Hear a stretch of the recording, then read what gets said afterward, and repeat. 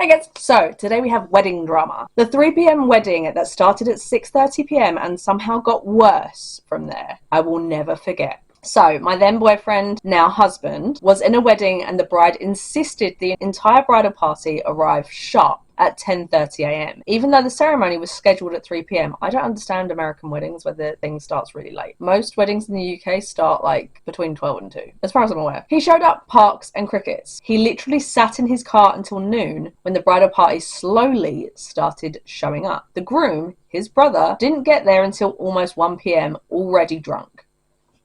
The bride was late too because of hair and makeup delays. Yeah, sure. I've got a feeling they delayed the makeup artist, not the makeup artist was delayed, but unless they were doing their own makeup. I got there around 2:30 p.m. and immediately ran into chaos with the seating chart. It was a mess, and I and several other people kept getting moved around because we were at the wrong tables. The dress code? Non-existent. People wore tuxes.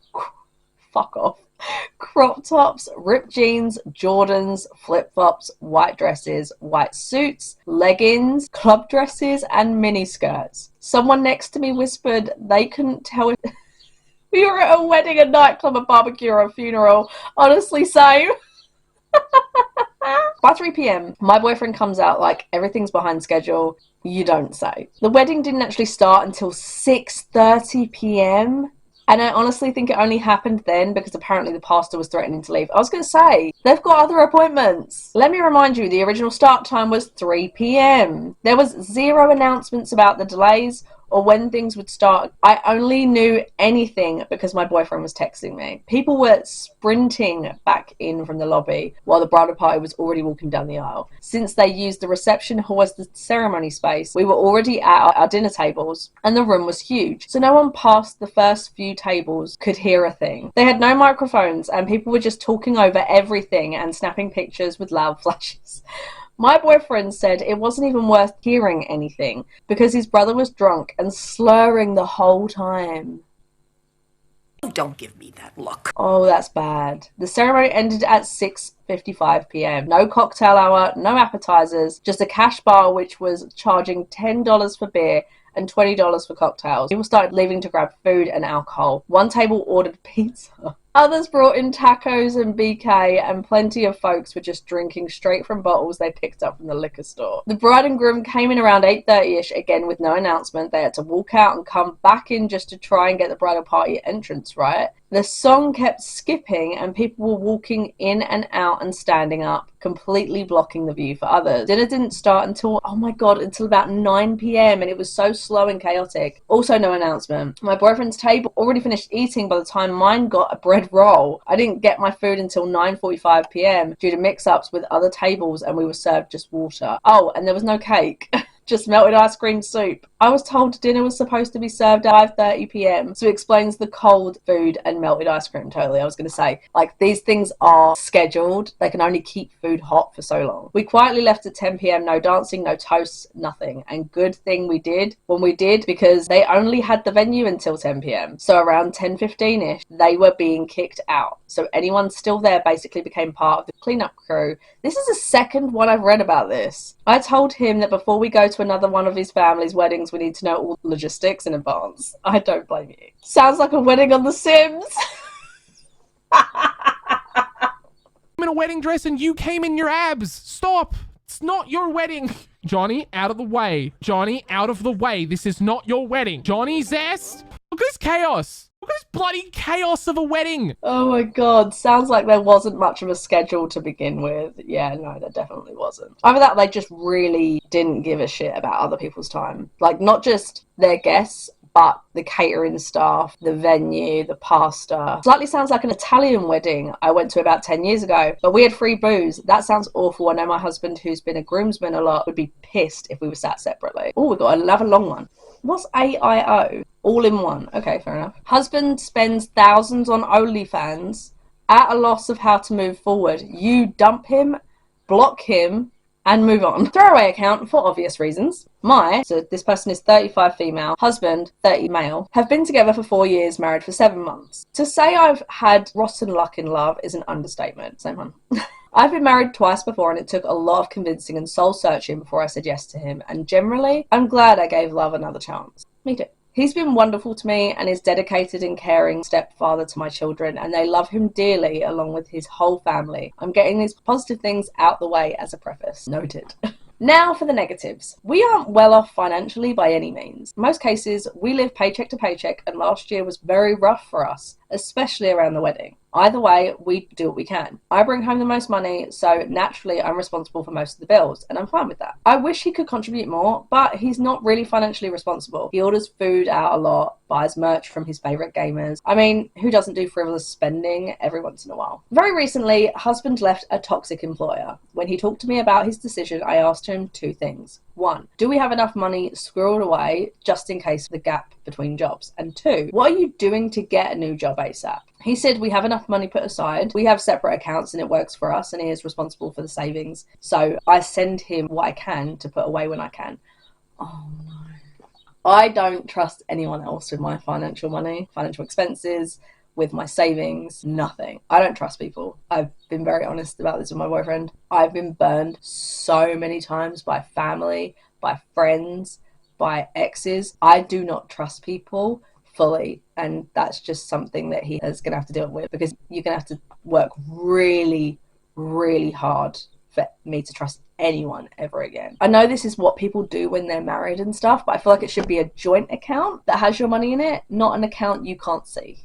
Just saying. So he had an interview lined up already that was promising, so of course I told him I'd support his decision. He did get the job, so he was only out of work for a week. This is important. We ran into an emergency this week that required $600, and he then admitted to me he was a bit short, but he figured it out by borrowing money from his brother. I was upset because he told me we were okay, but then this. I feel like I got cat hair on my face. I dropped it because he said he's going to pay him back ASAP and start helping rebuild our nest egg. Now, to the situation. Yesterday, my husband left his phone on my desk while I was attending to my college classes. We have a pretty open policy with our phones, as we have nothing to hide. I decided to be silly and post a hacked Facebook post with his account. When I went to close the tab, I saw a bunch of tabs open. My biggest pet peeve as a formal cell phone store manager. I didn't realise for the longest time you could close tabs. No wonder my battery used to die so easily. So I went to work on swiping them closed when I saw his Cash App account open. He uses it to get his paychecks early. I saw a slightly large transaction from OnlyFans. $60 to be exact. I'm not gonna lie, I thought she was gonna say more.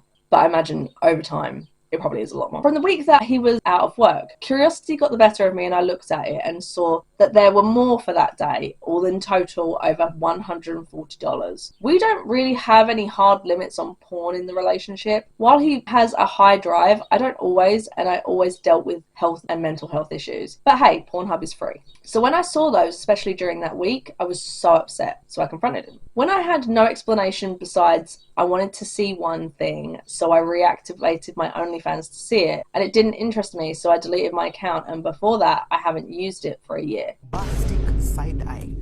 Criminal offensive side eye. I almost let it go and told him he needed to be more financially responsible until I looked at the picture of the screen I took and noticed it said, "See more from this seller." I asked to see his phone to see just how much more there was. He hesitated until I threatened to flush my engagement ring and wedding band right now if he didn't show me. He admitted that there was more and he didn't delete his account and handed me his phone. When I say I was floored, I was floored. I only went back about a year, but in that year he spent thousands. Surprise, surprise. Surprise, surprise. On OnlyFans content. I don't understand people that do that. Like, just interact with humans. Humans that aren't paying for money from you. No offense, but it's the same type of men. Not that specifically this guy necessarily, but it does annoy me when guys, and we all know them, guys that go, "Women only want me for money." And it's like, well, if you're only buying women's OnlyFans, yeah. You're paying for a service from them. They're not interested in you as a person, mate. They're not going to just go, "Oh my god, I'm in love with this, like, fan of mine." That never happens. It's weird if it does. Many of the transactions, well over 100 in one go. And then there was still more than one a day. Reoccurring payments, one even from the day before our wedding. Before your wedding. Oh my god. I was furious. So you should, babe. Like, what the fuck? I snapped. I screamed, cried, and asked why. Here I've been scraping by financially that whole last year, We almost lost the house because of how behind we got. Thankfully, I was able to go through a loss migration process and it turned out fine. But to find out that in a month's time, he could have paid at least 2 months of mortgage payment from his OnlyFans purchases made my blood boil. To top all that off, I get he has his drive and I truly don't care about porn. It's 2025. That's so easily accessible and generally free. The fact that he felt the need to pay for particular people's content felt like a betrayal. Am I overreacting in feeling like this? No. At the very least, he lied to you, and he's lied to you multiple times. No, you're not overreacting. I thought about kicking him out, the house is mine, and being done, but I'm tired of the marriages and relationships not working out, and I've been ridiculed over my marriage track record. Who fucking cares? Don't stay in a marriage that you are unhappy in, because now you know you are not going to be able to trust him again. You won't be able to trust him financially, emotionally, or physically. But out of all the horrible betrayals I've had, this feels like the biggest. He wants to make it work and deal with everything to fix things, but I can't trust him. Sure, there's love there, but trust is paramount to me, and it's hard to rebuild it once it's broken. Not to mention taking my kids out of his life and his family's life. This would gut everyone involved, and I feel like my own self-respect and my love for these people in my life are in the balance. He's currently sleeping on the couch until further notice, but at this point, our future is in limbo. Thanks for sticking out this long story. If you made it all the way through, any advice on how to move forward would really be appreciated. I've spoken about this before, but I've taken someone back who not cheated on me or anything like that, but who lost my trust completely. And when we got back together, I didn't trust them a single fucking bit. I was paranoid the whole way through that relationship. The relationship I am in now, I have never once for a second felt paranoid or insecure because he doesn't make me feel like that. Not even for a second. And that's healthy. I shouldn't have ever settled for that relationship that I previously had. And I don't think she should settle. Let's be honest here, he doesn't care about you or your kids or the household bills. He is prioritizing his knob over all these things. You can't stay with someone who will bankrupt you because boo-hoo, he's got a high sex drive. Tell him to get a labouring job. He'll be too knackered to care about porn after a week on a building site. I think it's a good idea. Get him gone and learn to not care about what other people think. No matter how bad your relationship history is, you don't have to settle for this loser. Seriously, what's not going to make him do this crap behind your back again? And for you, is it really worth putting up with? Your husband totally seems addicted to it and it's not going to stop. It's funny how he said he had a good enough amount of money to get by on while he was without work. But then he borrowed $600 from his brother. All the money he saved and the extra money you put in his account went to looking at other women at a price. Honestly, just because I didn't fuck these women, how the hell isn't this cheating? OnlyFans is funny that way. Last short one. Bridesmaid refuses to change dress. Interesting. Please help us decide who is in the wrong here. My friend is getting married. There are 2 bridesmaids, 1 maid of honor. Bride found her dress months ago and told the other girls to find their dress. The bride told the girls she wanted them in pastel colours, all different colours. Simple, different, but wants all dresses to flow together. Easy. Maid of honor found her dress. She is in a plain blue dress. Bridesmaid 1 was going through tons of dresses trying to find the right one. The bride approved of some, but the bridesmaid didn't like them, so the search continued on. Eventually, bridesmaid 1 ordered a dress colourful, floral, fluffy. Think prom-ish. Bride told her she would like her to keep looking at other dresses and even offered to help send her some. Bridesmaid 1 said that this is the dress she wants. It's not your day. And the bride has since dropped it, but never flat out told Bridesmaid 1 that she likes or approves of said dress. Bridesmaid 2 found her dress today, very simple and chic, fits well with maid of honor dress and bride's dress. This brings us back to Bridesmaid 1. Bride reached out saying the other 2 dresses have been secured and they are simple, solid colours, simple silhouettes, and asked if Bridesmaid 1 would reconsider her dress to fit in better with the group. Bridesmaid 1 is saying hard no. Then you don't get to be in the wedding. She wants to wear her dress, even told the bride to tell other bridesmaids to find pattern dresses to fit hers better. The fucking audacity. Bride has very openly said she does not like bridesmaid's dress and she wants her in something that better matches the group. Bride has gone as far as offering to buy and send multiple dresses to bridesmaid to try on and keep which she likes most. Bridesmaid is still saying no. She will not change her dress. The bride feels disrespected. Yeah, as it is her big day and she thinks she would be allowed to have a say and approve of the dresses the bridesmaids will be wearing. Who thinks what here? 100% the bride's in the right. Bridesmaid is either a control freak or a narcissist, or wants like everyone to be looking at her because she's not going to be like in keeping. She wants to be the one that stands out. It's not her day.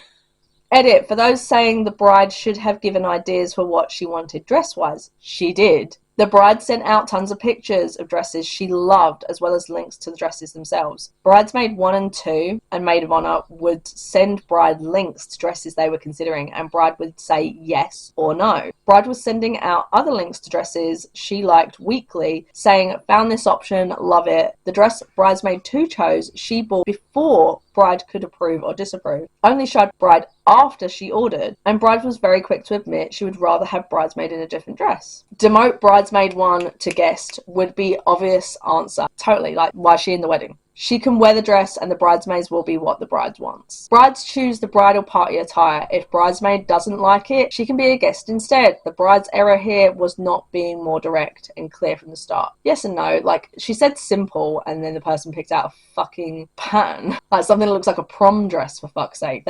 They're looking to be the center of attention. The bride needs to be blunt and say it's a pastel dress so you can come as a guest. Stop being a pushover. Bridesmaid 1 needs to realise it's not about her. This is what I said. The guidelines were clear. Simple, pastel dresses, each in a different colour, not multicolour, floral, fluffy, prom dresses. I would suggest that Bridesmaid 1 is told to keep the dress she likes so much for an occasion which is about her, and get a dress fitting the theme for the wedding, or she can step down.